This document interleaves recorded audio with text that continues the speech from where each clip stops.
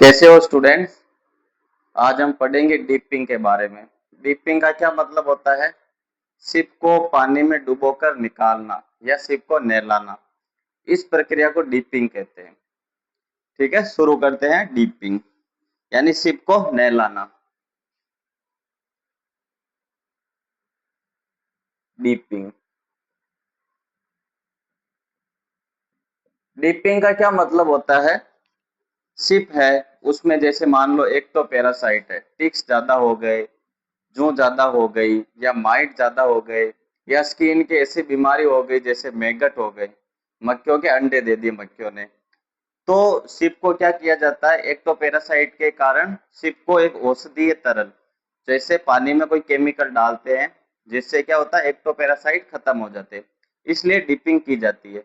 इसके अलावा यदि हम चाहते हैं कि स्वच्छ ऊन प्राप्त हो, जैसे कोई ऊन पर मिट्टी लगी हो, गोबर लगा हो या पेशाब लगा हो, कोई भी तरह का कचरा लगा हो, तो अपन सीयरिंग करने से पहले डिपिंग करते हैं, यानी पानी में डुबोकर निकाल लेते हैं, जिससे मिट्टी, कचरा और डस्ट या गोबर ऐसा बढ़ जाता है, जिससे ऊन की क्वालिटी अच्छी होती है। इसलिए डिपिंग की जाती है। आसान है। डिपिंग का मतलब क्या होता है? बेड को औषधीय तरल में, औषधीय तरल यानी मेडिकेटेड लिक्विड होता है ये। औषधीय तरल मतलब मेडिकेटेड। जैसे टिक्स को मारने हैं तो टिक्स को मारने वाली दवाई पानी में मिला दी जाती है, जिससे टिक्स खत्म हो जाएंगे। इसी तरह मान लो जैसे माइट हो रहे तो माइट को मारने की दवाई, जूं हो रहे तो जूं को मारने की दवाई उसमें मिला दी जाती है पानी में, और पानी में डुबोकर सिप को बाहर निकाल लेते हैं, जिससे एक्टोपैरासाइट खत्म हो जाते हैं। औषधीय तरल या मेडिकेटेड वाटर।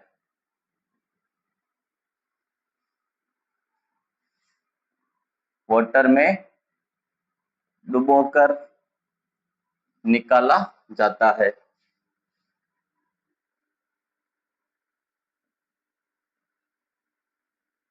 सिप में डिपिंग की ज्यादा जरूरत होती है, क्योंकि ऊन बाल काफी बड़े होते हैं, बाकी पशुओं में बाल छोटे होते हैं, तो एक्टोपैरासाइट को हटाना बाकी तरीकों से हो सकता है, लेकिन सिप में बाल बहुत ज्यादा होते हैं, इसलिए एक्टोपैरासाइट अंदर छुप जाते हैं, तो पूरी सिप को पानी में डुबोकर निकाल लिया जाता है। इस प्रक्रिया को डिपिंग कहते हैं। फायदे क्या है डिपिंग के? क्या फायदे हैं? एक तो एक्टोपैरासाइट को हटाना, खुजली हो जाती है बड़े बालों के कारण, तो डिपिंग की जाती है। यानी एक्टो पैरासाइट, एक्टोपैरासाइट का मतलब क्या होता है? जो स्किन पर लगे होते हैं ना, शरीर से बाहर यदि कोई पैरासाइट लगा हुआ है, जैसे जूं हो गई, टिक्स हो गए या माइट हो गई, ठीक है, या मान लो कोई स्किन की एलर्जी हो गई, स्किन इन्फेक्शन हो गया, इन्फेक्शन हो, तो डिपिंग की जाती है, डिपिंग की जाती है। या फिर शेयरिंग से पहले, जैसे मान लो शेयरिंग करनी है, ऊन काटनी, उससे पहले डिपिंग कर लो, तो ऊन से मिट्टी है, डस्ट है, गोबर हट जाएगा, तो ये भी डिपिंग का फायदा है। तो शेयरिंग से पहले डिपिंग की जाती है। इसके बाद डिपिंग का टाइमिंग, यानी साल में कितनी बार की जाती है? तो शेयरिंग कितनी बार की जाती है? कम से कम साल में एक बार। तो डिपिंग भी साल में एक बार करनी चाहिए कम से कम। तो ये साल में कम से कम एक बार,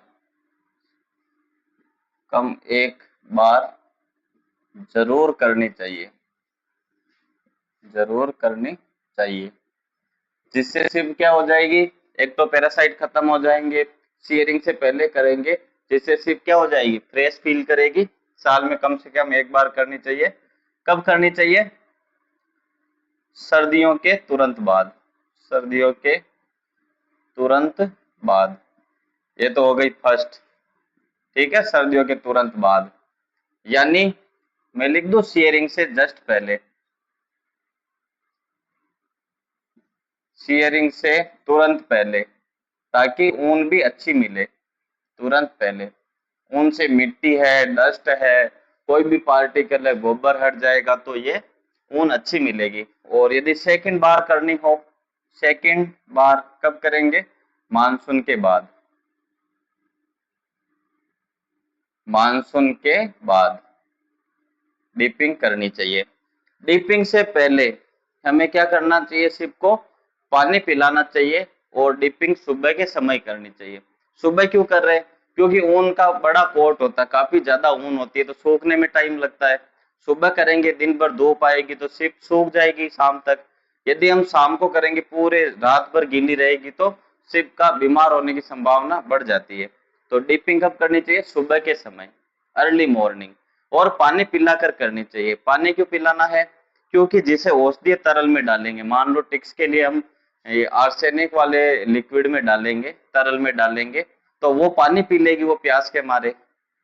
तो केमिकल वाला पानी पी लेगी तो चिपकी बीमार हो जाएगी। तो पहले पेट भर के उसको पानी पिला देना चाहिए, उसके बाद में डिपिंग करनी चाहिए, ताकि वो जो औषधि वाला पानी है उसको नहीं पिएगी। प्यासी होगी तो प्यास के मारे वो जो केमिकल वाला पानी है वो पी जाएगी। डिपिंग के लिए जो पानी यूज करते हैं वो नहीं पिए। इसके लिए हमें क्या करना चाहिए? पहले से पानी पिलाना चाहिए। ठीक है, साल में 2 बार करनी चाहिए। सावधानी क्या रखनी है? सावधानियां, ताकि सिर्फ क्या हो, बीमार नहीं हो। सबसे पहली सावधानी, डिपिंग सुबह के समय करनी चाहिए। कब करनी चाहिए डिपिंग? डिपिंग सुबह के समय करनी चाहिए, करनी चाहिए, ताकि सिर्फ क्या हो जाएगी, दिन भर में सूख जाएगी शाम तक। तो एक तो डिपिंग सुबह के समय करो। दूसरी बात है, डिपिंग से पहले, डिपिंग से पहले शिप को पानी पिलाना चाहिए, पिलाना चाहिए, ताकि ताकि जो बेड़ है, शिप है, औषधीय पानी, औषधीय पानी, यानी जो डिपिंग के लिए काम लेते हैं ना, डिपिंग लिक्विड, डिपिंग लिक्विड को नहीं, को नहीं पिए। ठीक है, यहां तक समझ में आ गया? डिपिंग की 2 सावधानियां, एक तो सुबह कर दो ताकि जल्दी सूख जाएगी, शाम तक धूप आएगी तो। और डिपिंग से पहले शिप को पानी पिला दो ताकि वो डिपिंग वाला पानी नहीं पिएगी। डिपिंग का मतलब होता है शिप को किसी पानी में डाला और निकाल लिया। अब वो पानी आवश्यकता के हिसाब से बनाना। टिक्स है तो उसके लिए अलग लिक्विड, अभी हम पढ़ेंगे कौन सा लिक्विड होता है। सीयरिंग करनी है तो भी डिपिंग कर लो पहले, ताकि अच्छी ऊन प्राप्त हो, कचरा हट जाएगा ऊन से। आसान है, बस शिप को डिपिंग मतलब डुबोकर निकाल लो शिप को। ठीक है, औषधीय पानी में। एक तो पैरासाइट हटा देंगे, शेयरिंग से पहले करेंगे। शेयरिंग से पहले करेंगे तो टाइमिंग भी शेयरिंग वाला हो जाएगा। शेयरिंग से पहले तो यानी सर्दियों के तुरंत बाद कर लो, और सेकंड बार करनी हो तो मानसून के बाद कर लो। डिपिंग सुबह के समय करो। आप ही देखो ना, किसी को नहलाओगे शिप को तो सुबह नहलाओगे तभी तो शाम तक सूखेगी वो, क्योंकि ऊन काफी बड़ी होती है तो उसका सूखना भी जरूरी है। तो सुबह के समय करनी चाहिए। और सिर्फ प्यासी नहीं होनी चाहिए, पहले पानी पिला दो ताकि ताकि वो डिपिंग वाला पानी नहीं पिएगी। नोट करो।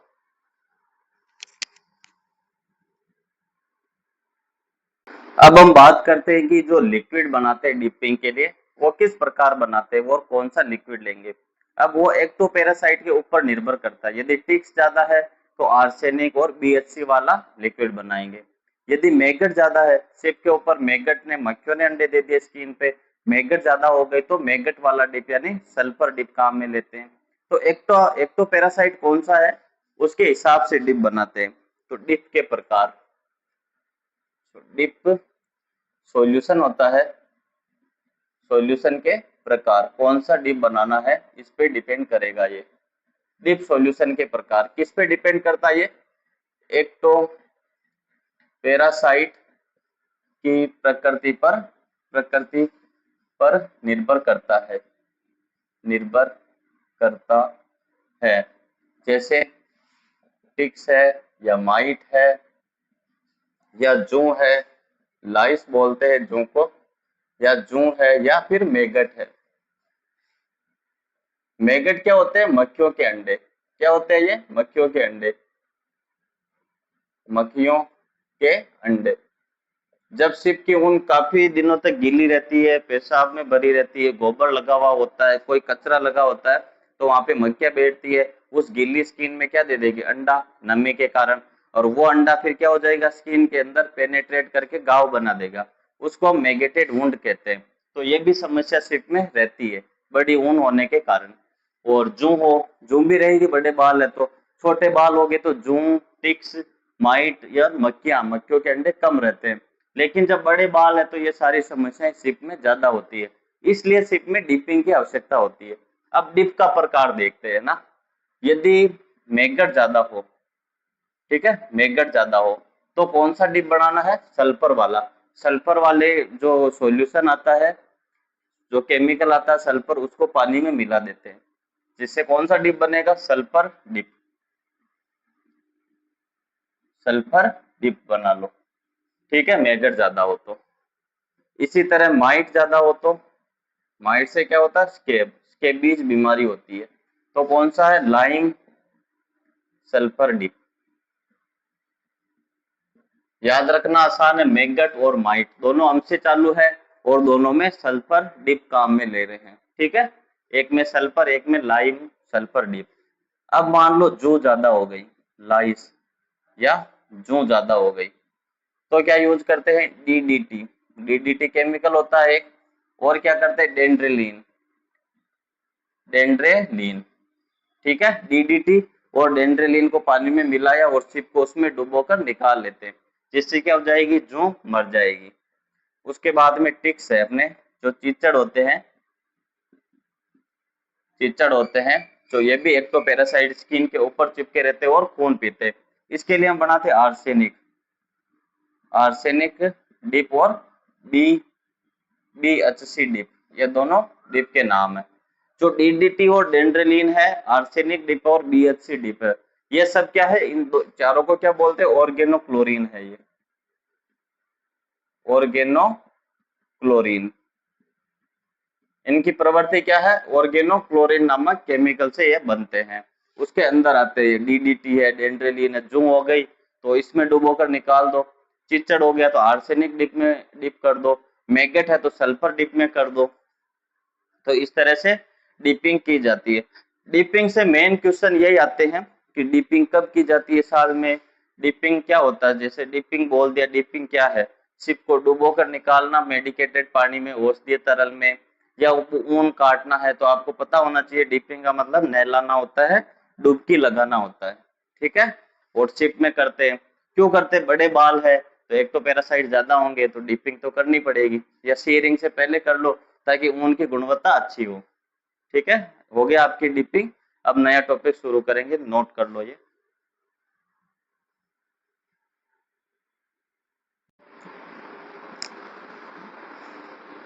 अब ये हम बात करते, डिपिंग की बात कर ली हमने, एक्टोपैरासाइट हटाने के लिए यूज कर रहे हो और शेयरिंग से पहले।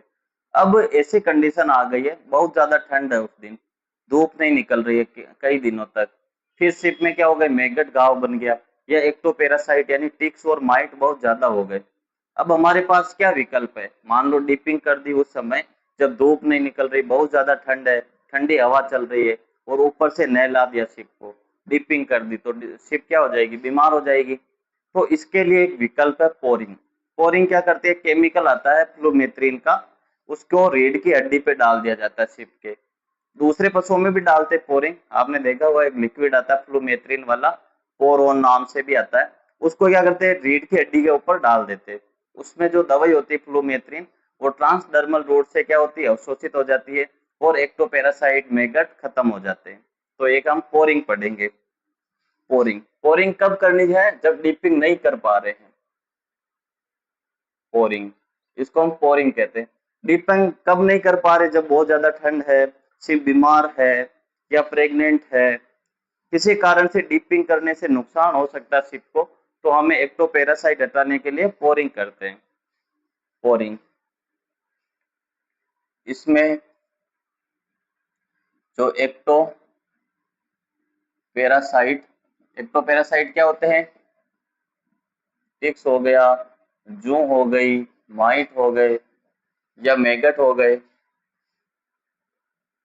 मैगट को हटाने के लिए हटाने के लिए लिए डिपिंग के बजाय जो फ्लूमेथ्रिन केमिकल आता है, फ्लूमेथ्रिन जो साल्ट आता है केमिकल को शिप की बैक लाइन यानी रीढ़ की हड्डी, बैक लाइन को क्या बोलते हैं? रीढ़ की हड्डी। रीढ़ की जो हड्डी होती है कमर के ऊपर, रीढ़ की हड्डी पर डाला जाता है। अब ये फ्लूमेथ्रिन क्या करेगा? रीढ़ की हड्डी पे डाल दिया तो ट्रांसडर्मल रूट से अवशोषित होगा और एक्टोपैरासाइट क्या हो जाएंगे? खत्म। तो अवशोषित कैसे होगा ये? इसका अवशोषण किस रूट से होता है? Transdermal root. ट्रांसडर्मल हो रहा है मतलब स्किन के नीचे वाली लेयर में ये क्या दवाई चली जाती है। अब वहां से खून चूस रहा है कौन? जो टिक्स है, माइट है, इतना ही डंक मारते ट्रांसडर्मल रूट तक, और वहां है फ्लूमेथ्रिन। साइपरमेथ्रिन की तरह फ्लूमेथ्रिन होती है जो क्या करेगी? एक्टोपैरासाइट को मार देगी। तो यहाँ पे लिख दूं एक्टो एक्टोपैरासाइट पैरासाइट क्या हो जाएंगे? मर जाएंगे और हमें डिपिंग नहीं करनी पड़ेगी। डिपिंग का एक विकल्प है ये। क्या है? पोरिंग। पोरिंग क्या है? डिपिंग का एक विकल्प है। डिपिंग का एक विकल्प है। विकल्प समझ रहे हो? विकल्प कुछ नहीं होता, उसका अल्टरनेट है। यदि डिपिंग नहीं कर रहे हो तो आप पोरिंग कर लो, तो उससे भी काम हो जाएगा। आपके एक्टोपैरासाइट तो हट जाएंगे, और आपको एक्टोपैरासाइट हट जाएंगे तो सिर की जो परेशानी है, मेगेटेड वुंड है, खुजली है, वो मिट जाएगी। पोरिंग कर लो। एक और आता है मेथड स्पॉट ऑन मेथड। मान लो पोरिंग पूरे शरीर पे इफेक्टिव है, जैसे मान लो रीढ़ की हड्डी पूरे पे डाल दी, पूरे शरीर के हट जाएंगे। लेकिन मैगट का घाव एक ही जगह, मान लो पैर पर मैगट पड़ गए, है ना, पैर पे पड़ गए या वेजाइना वल्वा के पीछे पड़ गए, जहाँ पे ज्यादा गीला रहता वहां पड़ते, जैसे रेक्टम में पड़ गए, तो स्पॉट ऑन जाने जो एक उस एक्टोपैरासाइट नाशक होता है, एक्टोपैरासाइट नाशक एक्टोपैरासाइट जो नाशक होता है, नाशक दवाई को प्रभावित जगह पर ही लगाते हैं, प्रभावित जगह पर डाला जाता है, डाला जाता है। मान लो एक्टोपैरासाइट मैगट है, मान लो कहाँ पर है? पैर पे ही है। तो जो एक्टोपैरासाइट मैगट वाला है उसको केवल पैर पे ही लगा दो, पूरे शरीर पे मत लगाओ। तो ये स्पॉट हो गया, है ना, कुछ विशेष जगह लगा दो। एग्जाम्पल जैसे मैगट वुंड हो गया तो स्पॉट ऑन कर दो, या कोई स्केब हो गया यानी खुजली हो गई किसी जगह तो वहां पर लगा दो, तो ये स्पॉट ऑन हो गया। पोरिंग समझ में आ गया? पूरे शरीर पे लगा रहे बैक लाइन पर, और स्पॉट ऑन हो गया। एक होता है स्प्रेइंग मेथड, स्प्रे कर लो, जैसे मान लो साइपरमेथ्रिन भरी किसी में और सिप के ऊपर फुहारे से छिड़काव कर दिया, ये हो गई स्प्रेइंग स्प्रे हो गया।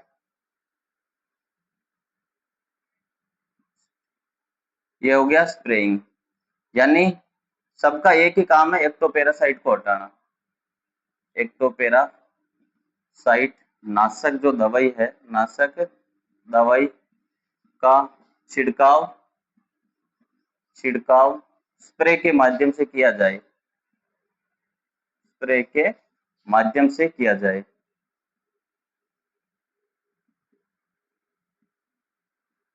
माध्यम से किया जाए। मान लो स्प्रे में भर के छिड़क रहे तो एक्टोपैरासाइट नाशक, तो क्या हो जाएगा? स्प्रेइंग। किसी विशेष जगह पे लगा रहे जहां पर घाव हुआ तो उसको हम स्पॉट ऑन कहते हैं। ऊपर लगा रहे रीढ़ की हड्डी पे तो क्या हो जाएंगे? पोरिंग। एक आता है डस्टिंग, ये भी आसान है। डस्टिंग क्या होता है? एक पाउडर होता है जो एक्टोपैरासाइट नाशक जो पाउडर होता है, एक्टोपैरासाइट नाशक क्या होता है? पाउडर पाउडर को सिप के पूरे शरीर पर लगाना, पूरे शरीर पर लगाना। ठीक है, कोई पाउडर है जो एक्टोपैरासाइट को मारता है, उसको पूरे शरीर पे लगा दिया तो भी एक्टोपैरासाइट खत्म हो जाएंगे। तो ये सब मेथड क्या, एक्टोपैरासाइट को हटाना। पाउडर लगा रहे हो तो डस्टिंग, स्प्रे कर रहे हो तो स्प्रेइंग, स्पॉट ऑन कोई प्रभावित जगह पे लगा रहे हो तो स्पॉट ऑन, पोरिंग क्या रीढ़ की हड्डी पे डाल रहे हो तो पोरिंग। आसान है, बहुत आसान है। डीपिंग के ये विकल्प है सब। यदि डिप को नहला नहीं पा रहे, बहुत ज्यादा ठंड है, धूप ही नहीं आ रही है, सिर्फ बीमार हो सकती है, प्रेग्नेंट है, कमजोर सिप है, तो हम पोरिंग कर लो। या मैगट एक पैर पे ही हो गया तो उस पैर के लगा लो दवाई, तो स्पॉट ऑन हो गया। स्प्रे कर दो, यानी हल्की हल्की स्प्रे कर दो तो कम गीली हो जाएगी, कम गीली होगी तो जल्दी सूख जाएगी तो स्प्रे कर दो। या कोई पाउडर है, डस्टिंग पाउडर, वो तो सूखा ही रहेगा, उसको उसके ऊपर डाल दो तो डस्टिंग हो गई। आसान है, नोट करो।